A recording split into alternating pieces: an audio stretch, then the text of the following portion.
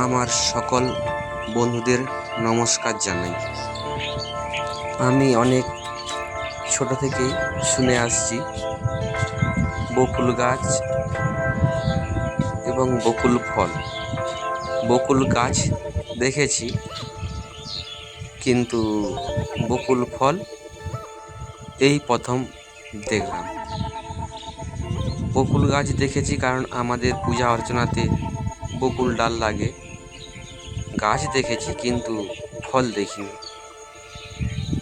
আর বকুল গাছ যেগুলো দেখেছি অনেক বড় বড় হয়।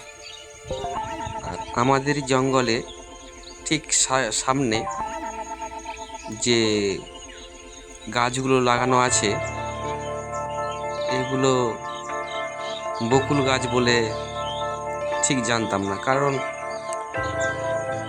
উচ্চতায় খুব একটা বড় নয়।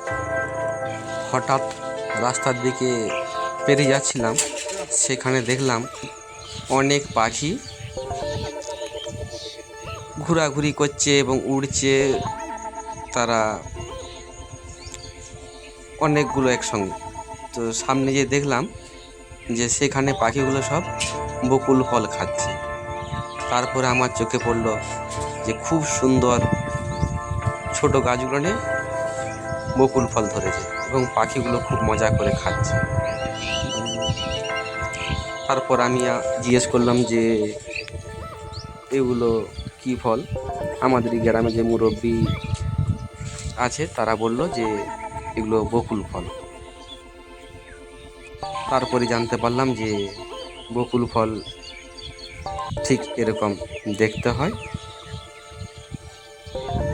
আর এগুলো বসন্তের সময় এগুলো পাকে।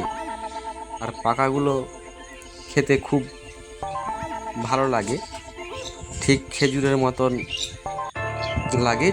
খেজুর যেমন খুব বড় বীজ, এরও ঠিক বড় বীজ, ভিতরে কালো বীজ থাকে আর উপরে সামান্য একটু মাড়ি থাকে, আর সামান্য মিষ্টি লাগে আর একটু কষা। আর এর অনেক উপকারিতা আছে, ঔষধ গুণ আছে।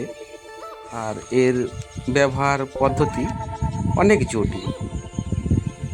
সেজন্য যেমন দাঁতের মাড়ি শক্ত করে, আর আমাশা হলে এই বকুল ফল খেলে উপকার পাওয়া যায়। আর এত সব করতে পারলে এবং খেতে পারলে খুব ভালো।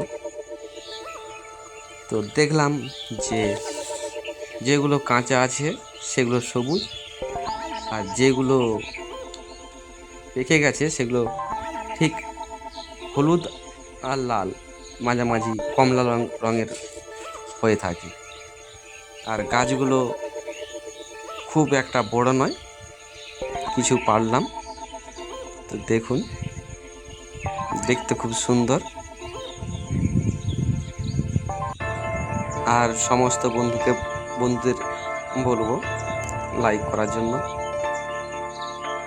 কমেন্ট করার জন্য, যাতে আরও আমাদের সব জঙ্গলের যেসব গাছ, ফল ফুল যেসব আছে সেসব দেখানোর জন্য। ধন্যবাদ।